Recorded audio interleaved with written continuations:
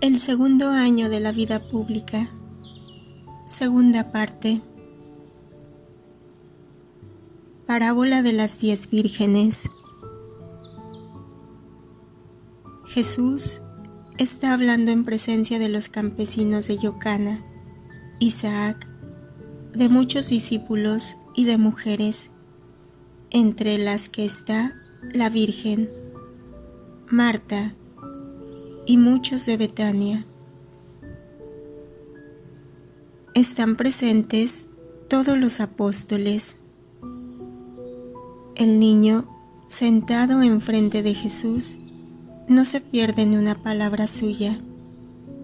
El discurso tal vez empezó hace poco, porque veo que todavía siguen viniendo gente. Jesús dice: por el temor que siento, vivo en muchos. Por eso quiero proporcionaros ahora una consoladora parábola, consoladora para los hombres de buena voluntad, amarga para los demás, los cuales con todo tienen la posibilidad de destruir esta amargura. Que también se hagan limpios de buena voluntad, y el reproche que la parábola suscite en sus conciencias desaparecerá. El reino de los cielos es la casa de las nupcias celebradas entre Dios y las almas. El momento de la entrada es el día de los esponsales. Ahora bien, escuchad. Entre nosotros existe la costumbre de que vírgenes acompañan al esposo que llega, para llevarlo entre lámparas y cantos a la casa nupcial junto con su hermosa esposa.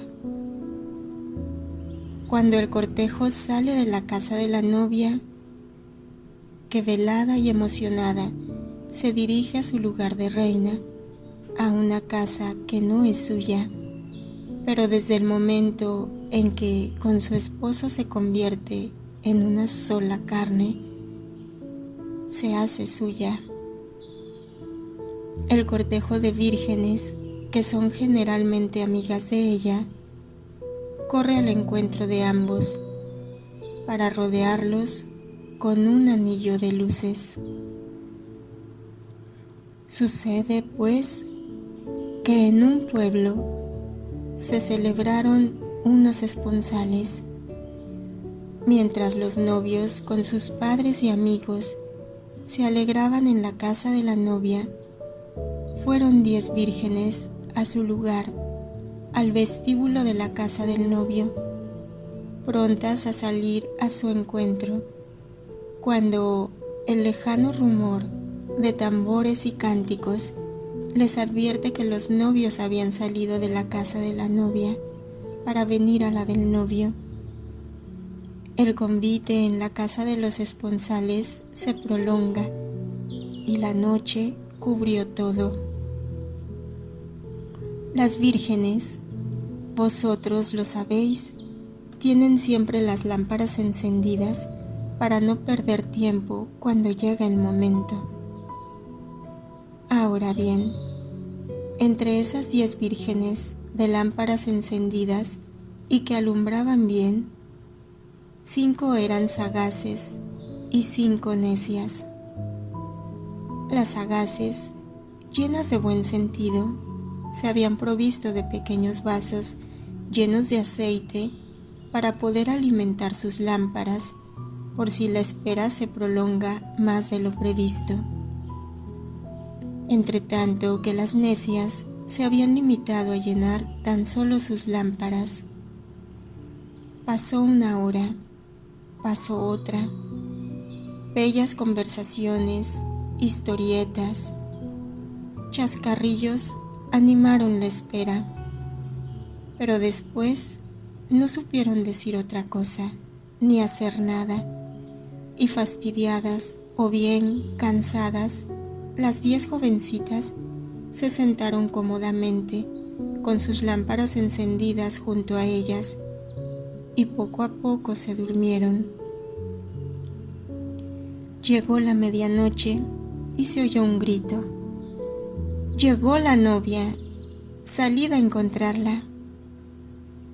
Las 10 jovencitas se levantaron al oírlo, tomaron sus velos y las guirnaldas, se arreglaron y corrieron a la mesa donde estaban las lámparas. 5 de ellas estaban ya casi apagadas.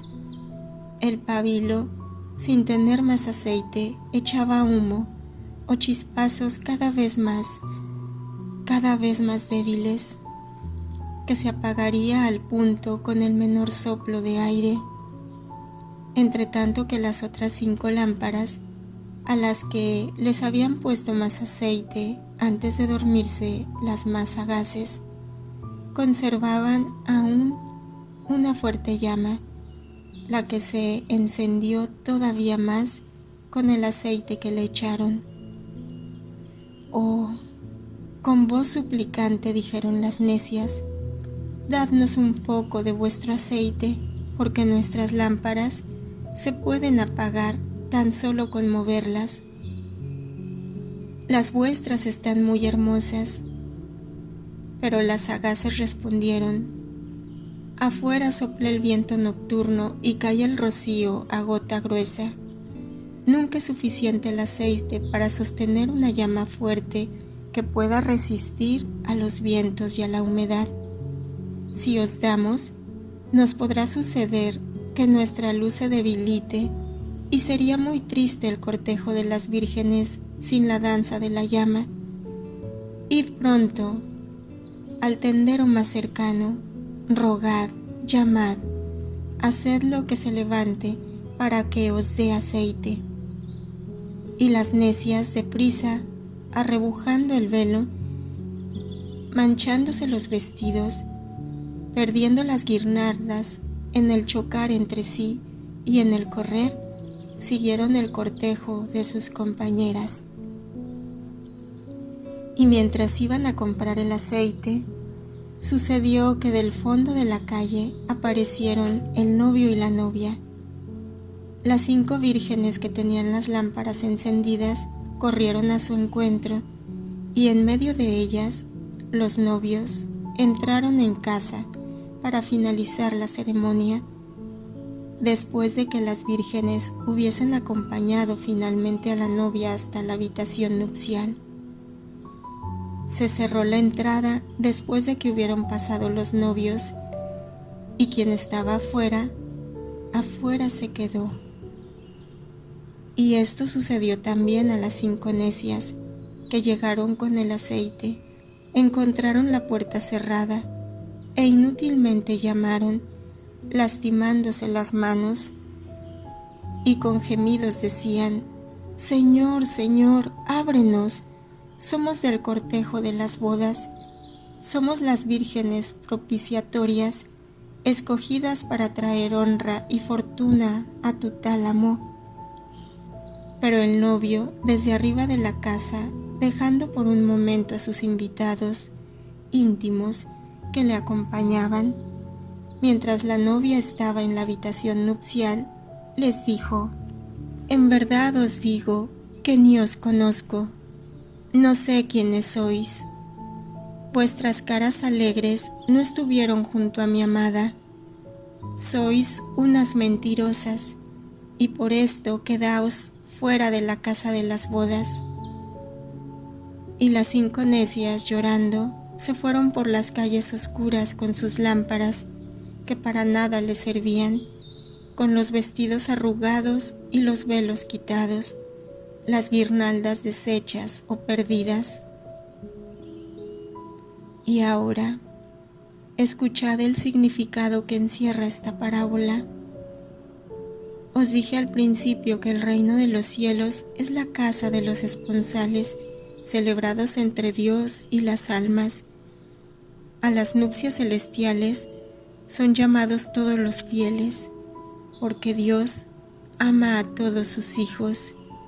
Quien antes, quien después, se encuentra en el momento de las nupcias, tiene una gran suerte.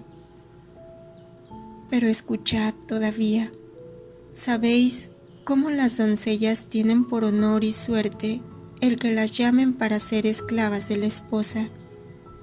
Apliquemos a nosotros los personajes y entenderemos mejor. El novio es Dios. La novia es el alma de un justo que, pasado el tiempo de su noviazgo en la casa del Padre, o sea, bajo la tutela de la doctrina de Dios y bajo su obediencia, viviendo según su justicia, es llevada a la casa del esposo para las nupcias. Las esclavas vírgenes son almas de los fieles que tratan de llegar a este honor por medio de la santidad, de igual manera que la novia fue escogida por el novio por sus virtudes. Su vestido es blanco, limpio y fresco, con velos blancos y coronas de flores. Tienen las lámparas encendidas en la mano. Las lámparas están bien limpias. El pabilo se alimenta con mucho aceite y del mejor, para que no oliera mal. Vestido blanco. La justicia que se practica de todo corazón proporciona un vestido cándido, y pronto llegará el día en que lo será en grado incomparable, sin el recuerdo de mancha alguna, de una candidez sobrenatural, de un candor angélico. Vestido limpio. Es necesario conservar siempre limpio el vestido con humildad, pues es muy fácil empañar la pureza del corazón, y quien no es limpio de corazón no puede ver a Dios. La humildad es como el agua que lava. El humilde cae pronto en la cuenta, porque sus ojos no están empañados con los humos del orgullo, para no ver que su vestido se ha manchado. Corre a su Señor y le dice: he quitado la limpieza a mi corazón. Lloro por quererme limpiar, a tus pies lloro. Tú, sol mío, emblanquece con tu perdón benigno, con tu amor paternal, mi vestido. Vestido fresco, oh frescura del corazón. Los niños la tienen por una gracia de Dios. Los justos la tienen por don de Dios y voluntad propia. Los santos la tienen por don de Dios y por voluntad que llegó al heroísmo. Y los pecadores del alma hecha jirones, quemada, envenenada, manchada, ¿no podrán jamás tener un alma fresca? Sí, pueden tenerla. Empiezan desde el momento en que se miran con horror. La aumentan cuando deciden cambiar la vida. La perfeccionan cuando con la penitencia se levantan, se desintoxican, ponen en orden su pobre alma con la ayuda de Dios, que socorre a quienes se lo piden, y con su propia voluntad llevada al heroísmo mucho mayor, porque no tienen necesidad de defender lo que tienen, sino de reconstruir lo que han destruido. Por eso deben trabajar 2, 3, 7 veces más. Finalmente, con una penitencia que debe durar, con una penitencia que no tiene compasión por el yo que fue pecador, vuelven a dar al alma una nueva frescura infantil, que es embellecida con la experiencia que los hace capaces de enseñar a los demás, pues en otro tiempo ellos fueron pecadores. Velos blancos, la humanidad. Ya he dicho, cuando oréis o hagáis penitencia, haced de tal modo que el mundo no os vea. En los libros sapienciales está escrito: no está bien revelar el secreto del rey. La humildad es el velo cándido que se pone para cubrir el bien que se hace y el bien que Dios concede. No gloria por el amor de privilegio que Dios concede, ni gloria humana necia. El don sería quitado al punto, sino un católico interno de corazón dirigido a Dios. Mi alma te engrandece, oh Señor, porque has vuelto tu mirada a la inutilidad de tu sierva.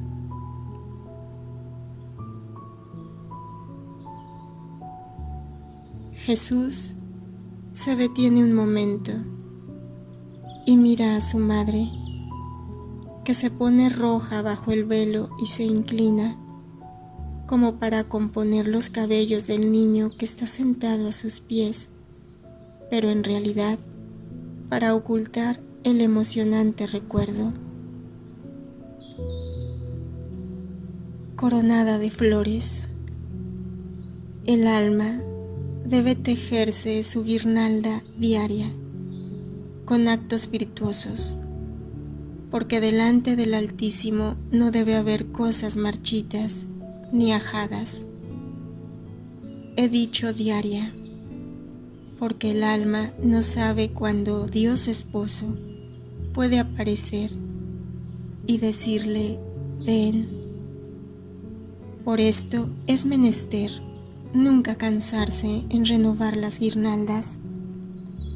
No tengáis miedo, las flores no se marchitan, las flores de las coronas virtuosas no se ajan. El ángel de Dios que cada uno tiene a su lado recoge estas guirnaldas diarias y las lleva al cielo, y allí servirán de trono al nuevo bienaventurado cuando entre como una novia a la casa nupcial. Lámparas encendidas son para honrar al esposo y para que sirvan de guía en el camino.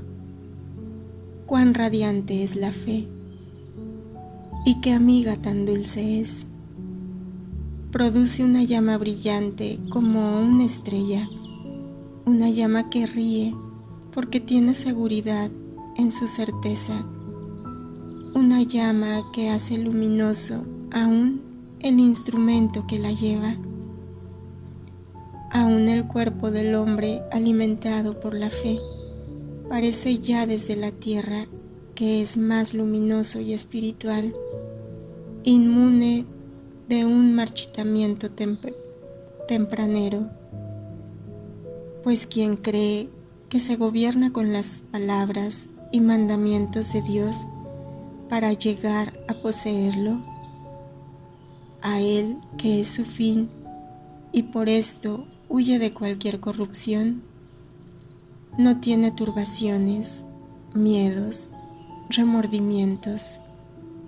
No está obligado a un esfuerzo para acordarse de sus mentiras o para esconder sus malas acciones, y se conserva bello y joven con la incorrupción de santo. Una carne y una sangre, una inteligencia y un corazón limpio de cualquier clase de lujuria para tener consigo el aceite de la fe, para alumbrar sin humo. Una voluntad constante de alimentar siempre esta luz, la vida diaria, con sus desilusiones, experiencias, contactos, tentaciones, discrepancias, tienden a disminuir la fe. No debe de suceder. Y diariamente a las fuentes de oloroso aceite, del aceite de la sabiduría, del aceite de Dios. Lámpara que tiene poco aceite puede apagarle el viento más débil, puede apagarle el rocío de la noche. La noche, la hora de las tinieblas, del pecado, de las tentaciones, llega a todos. Es la noche para el alma, pero si está llena y colmada de fe, el viento del mundo no puede apagar su llama, ni las tinieblas de la sensualidad. En fin, vigilancia, vigilancia. Quien se confía imprudentemente y dice, Dios me socorrerá a tiempo mientras tengo luz en mí. Quien se duerme en lugar de velar, o se duerme sin lo necesario para levantarse al punto, a la primera llamada. Quien espera hasta el último momento proveerse del aceite de la fe o de un pabilo fuerte de buena voluntad, incurre en el peligro de quedarse fuera cuando llegue el esposo. Vigilad, pues, con prudencia, con pureza, con esperanza, para estar siempre listos cuando llame Dios, porque en realidad no sabéis cuándo llegue Él.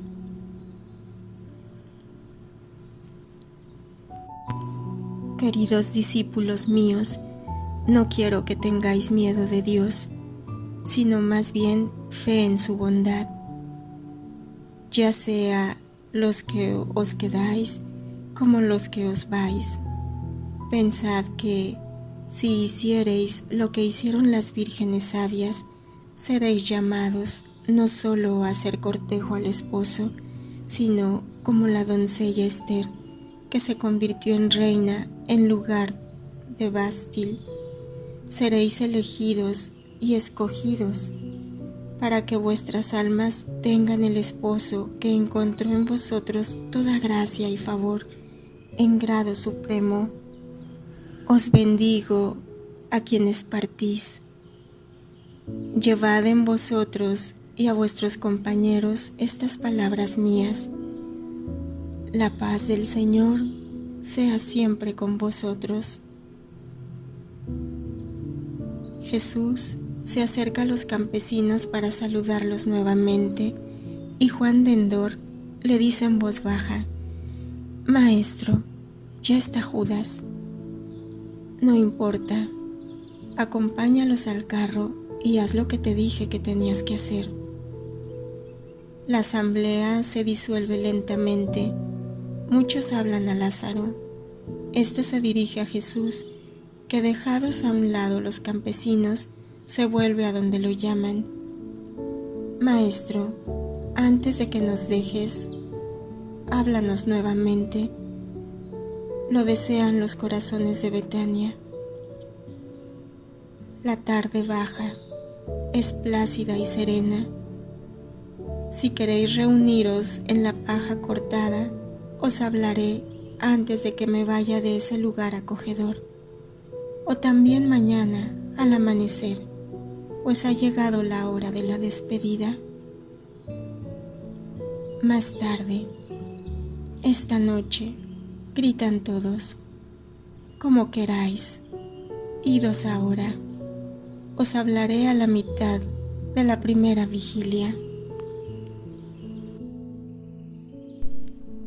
Parábola del rey que celebra las bodas de su hijo.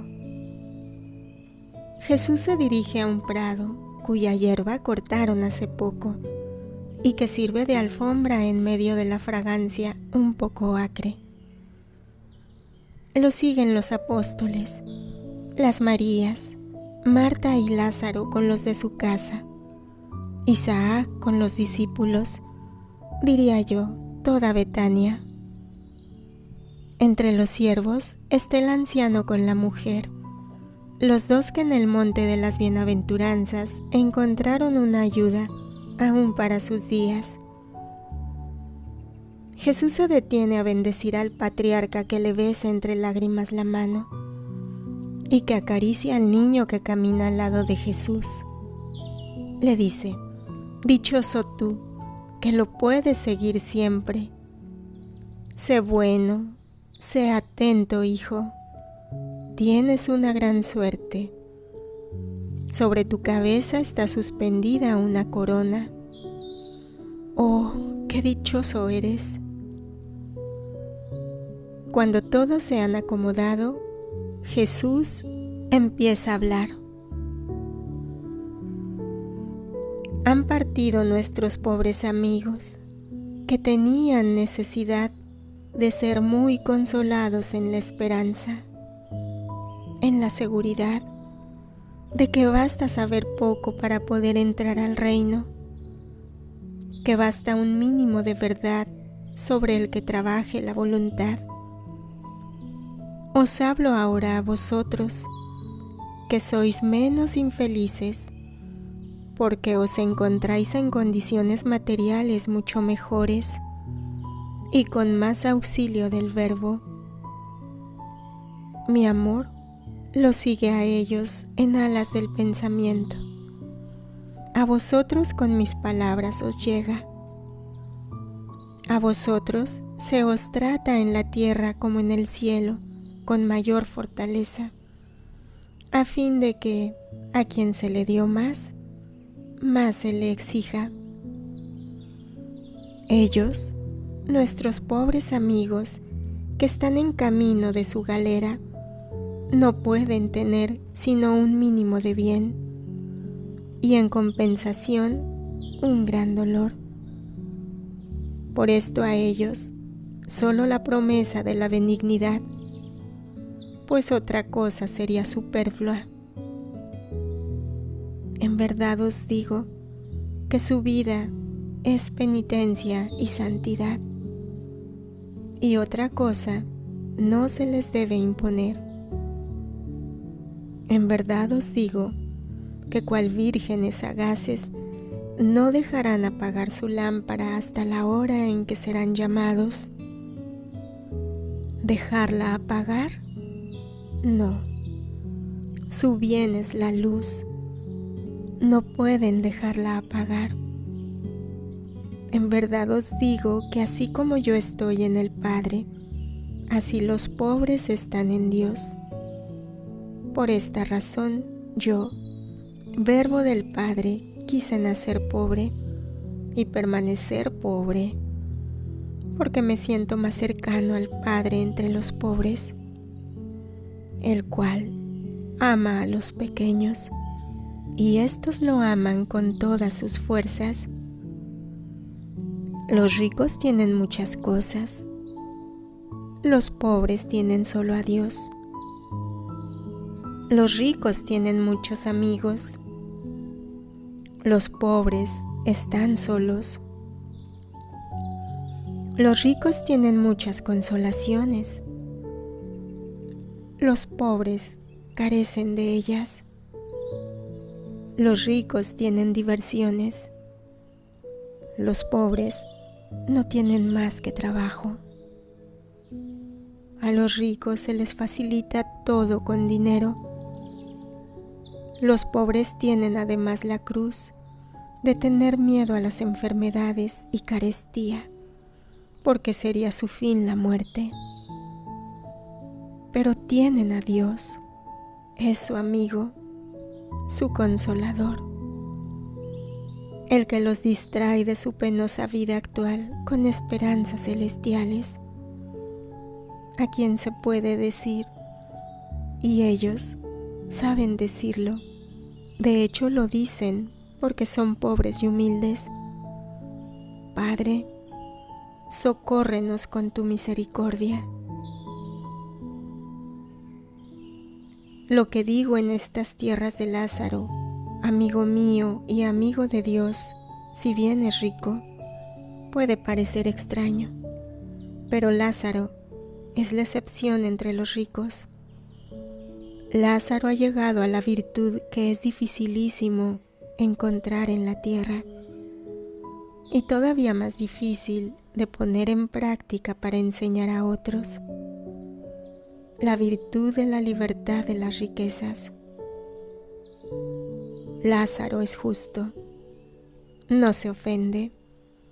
No se puede ofender porque sabe que es un rico pobre y por esto no le llega mi oculto reproche.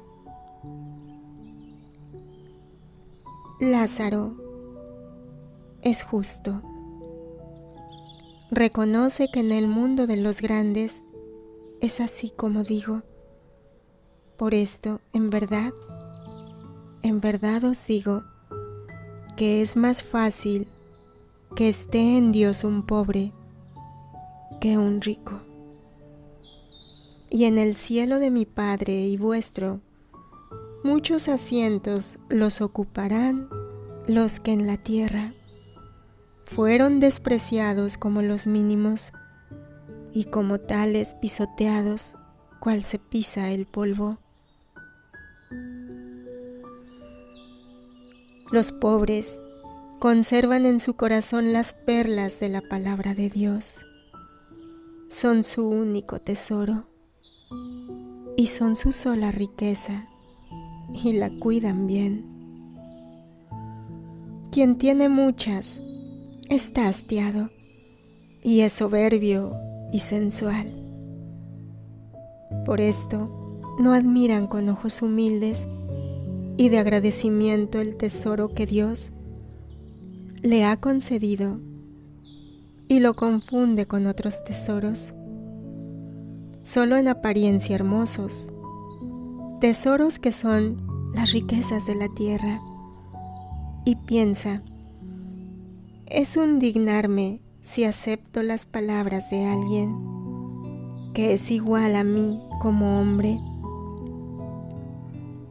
y embota su capacidad de gustar lo sobrenatural debido a los fuertes sabores de la sensualidad, sabores acres, sí, muy condimentados para confundir su hedor y sabor de podredumbre. Escuchad y comprenderéis cómo las preocupaciones, las riquezas y las crápulas impiden entrar en el reino de los cielos. Una vez un rey celebró las nupcias de su hijo único. Podéis imaginar qué alegría había en el palacio real. Era su único hijo, y llegado a la edad propia, se casaba con la mujer a quien amaba.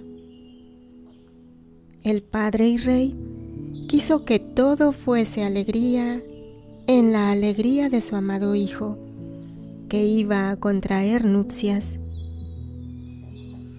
Entre las muchas fiestas para las bodas, preparó también un gran banquete y lo hizo a tiempo, cuidando de todos sus pormenores para que fuese espléndido y digno del matrimonio del hijo de un rey. Mandó con tiempo a sus siervos a avisar a sus amigos y aliados, y también a los grandes de su reino, que las nupcias se celebrarían determinada noche, y que estaban invitados, que viniesen, para que su presencia fuese un digno marco del hijo del rey. Pero amigos, aliados y grandes del reino, no aceptaron la invitación. Entonces el rey, pensando que tal vez los primeros siervos no habían dado el aviso con propiedad, mandó a otros para que con palabras insistentes les dijesen: venid, os rogamos, todo está ya preparado. La salsa está aderezada. Los vinos preciosos se han llevado de todas partes. Y en la cocina, la carne de bueyes y otros animales cebados está ya para ser cocida. Las esclavas revuelven la harina para hacer pastelitos y otras muelen las almendras para hacer golosinas delicadísimas, a las que añaden golosinas delicadísimas, a las que añaden aromas muy raros. Las bailarinas y los músicos mejores están, ya todos listos para la fiesta. Venid pues, y que no sea inútil tanta preparación. Pero amigos, aliados y grandes del reino, no aceptaron y dijeron: tenemos otras cosas que hacer. O bien, fingieron aceptar la invitación, pero poco después se fueron a sus negocios, unos al campo, otros a sus quehaceres, algunos a otras cosas de menor importancia. Y en fin, hubo quien, cansado de tanta insistencia, cogiese al siervo del rey y lo matase para hacerlo callar, pues seguía diciendo: no neguéis al rey esto, porque os podría venir alguna desgracia. Los siervos regresaron al rey y le contaron todo con pormenores. El rey se irritó con la injuria. Mandó fuerzas a castigar a los que habían matado a sus siervos y a castigar a los que habían despreciado su invitación, pero no a los que habían prometido ir. Pero en la noche de la fiesta no llegó nadie. El rey, airado, llamó a sus siervos y dijo: no puedo dejar de festejar a mi hijo en esta noche de sus bodas. El banquete está preparado, los invitados no han sido dignos de él, y con todo, el banquete de mi hijo debe celebrarse. Id, pues, a las plazas, a las calles, a las encrucijadas, detened al que pase y traed a todos aquí, que la sala se llene de gente que festeje. Los siervos partieron, fueron a los caminos, se esparcieron por las plazas, llegaron a las encrucijadas y reunieron a cuantos encontraron, buenos o malos, ricos o pobres, y los llevaron a la morada real. Les dieron los medios para parecer dignos de entrar en la sala del banquete de las nupcias. Los llevaron después a ella. La sala se llenó de gente, como el rey había dispuesto. El rey entró en la sala para ver si podía empezar la fiesta, y vio que, no obstante la ayuda que había preservado sus siervos, uno no tenía vestiduras de boda. Le preguntó: ¿cómo has entrado aquí sin vestiduras de boda? Él no supo qué responder, pero en realidad no tenía excusa. Entonces el rey llamó a unos siervos y les dijo: tomad a éste, atadlo por las manos y por los pies, y arrojadlo fuera de mi casa en la oscuridad y en el frío lodo. Allí llorará y rechinará sus dientes, como ha merecido por su ingratitud y por la ofensa que me acaba de hacer, y más que a mí, a mi hijo, pues entró con vestidos pobres y sucios a la sala del banquete, a donde no debe entrar sino quien es digno de ella y de mi hijo. Como veis, las preocupaciones del mundo, la avaricia, la sensualidad, la crueldad, atraen la ira del rey, hacen que éstas no entren de ningún modo a la casa del rey. Y ved también cómo entre los llamados, por amor a su hijo, hubo castigados, ¿A cuántos hasta el día de hoy ha enviado Dios en esta tierra a su verbo? A sus aliados, amigos, grandes del pueblo. Dios verdaderamente los invitó a través de sus siervos y lo hará todavía más, con invitaciones urgentes, conforme la hora de mis nupcias se aproxima. Pero no cogerán la invitación porque son falsos aliados, falsos amigos, y no son grandes sino de nombre, pero en realidad son unos viles. Jesús va elevando la voz, sus ojos a la luz del fuego encendido que está entre él y los oyentes, para iluminar la noche en la que no hay luna, pues es menguante y sale más tarde. Despiden rayos de luz como si fueran diamantes. Sí, son viles. Por esto no comprenden que es un deber y un honor aceptar la invitación del Rey. Soberbia, dureza, libidine, hacen un baluarte en tu corazón, y descarados son, me odian, y por esto no quieren venir a mis bodas, no quieren venir. Prefieren a las bodas sus uniones con la política sucia, con el dinero puerco, con los sentimientos malolientes. Prefieren el astuto cálculo, la conjura traidora, el engaño, el crimen. Todo esto lo condeno en nombre de Dios. Se odia la voz que habla y que invita a las fiestas.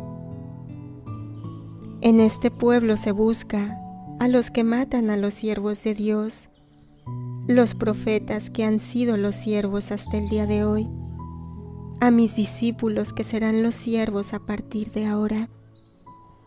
En este pueblo se escoge a los que se burlan de Dios diciendo, sí, iremos, mientras que en su corazón piensan, ni por asomos.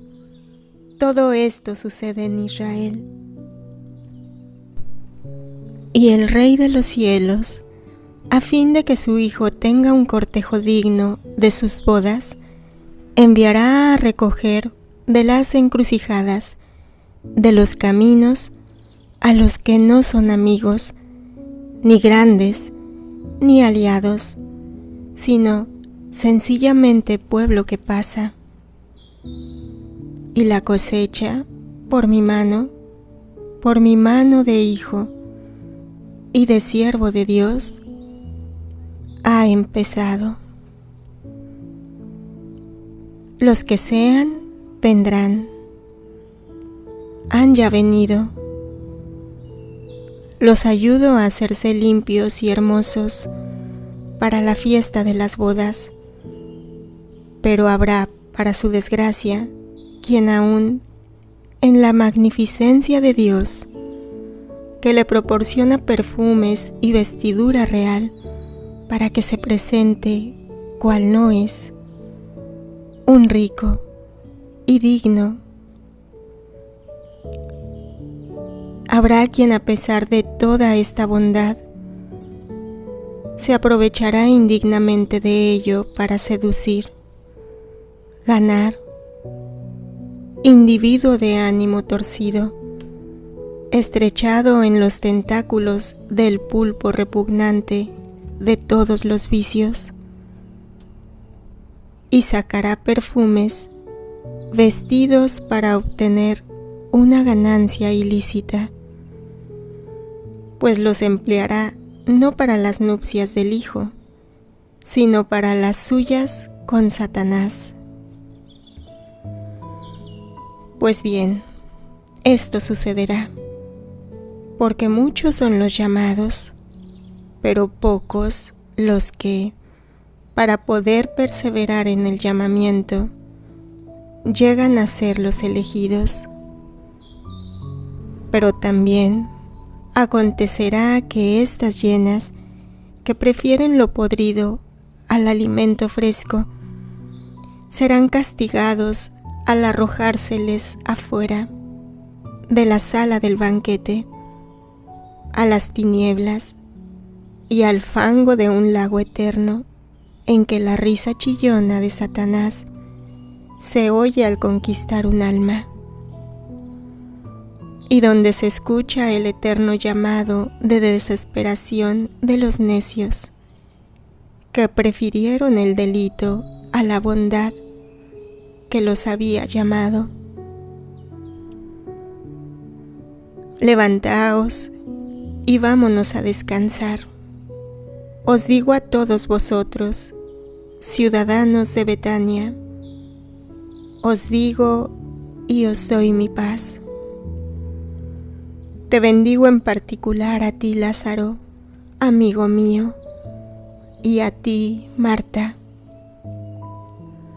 Bendigo a mis discípulos, a los que llegaron primero y a los que acaban de llegar, a los que envío por el mundo para llamar a las bodas del Rey. Arrodillaos para que os bendiga. Pedro, di la oración que os enseñé y dila aquí a mi lado, de pie, porque así se debe decir de quien es destinado por Dios para esto. Todos se arrodillan sobre el heno, quedando pie Jesús alto y muy bello con sus vestidos de lino, y Pedro, con su vestido café oscuro, lleno de emoción, casi está temblando, con su voz que no es hermosa, pero viril. Despacio, por temor a equivocarse, empieza. Padre nuestro. Se percibe un llanto de una mujer, de hombre. Marciam, arrodillado exactamente delante de María, que le tiende las manitas juntas, mira con una mirada angelical a Jesús y dice quedito: mira, madre, qué hermoso es. Y cómo también mi Padre es hermoso. Parece como si estuviera en el cielo. ¿Estará también aquí mi mamá asistiendo? María, con voz baja, que termina en un beso, responde: sí, querido, ella está aquí. Y aprende la oración. ¿Y yo? ¿La aprenderé? Ella la dirá a tu alma mientras duermes, y yo te la repetiré en el día. El niño dobla su cabeza sobre el pecho de María, y así permanece mientras Jesús bendice con la siempre majestuosa bendición mosaica. Todos se ponen de pie, cada uno se va a su casa. Lázaro es el único que va detrás de Jesús. Entra con él a la casa de Simón para estarse allí. Entran también los demás.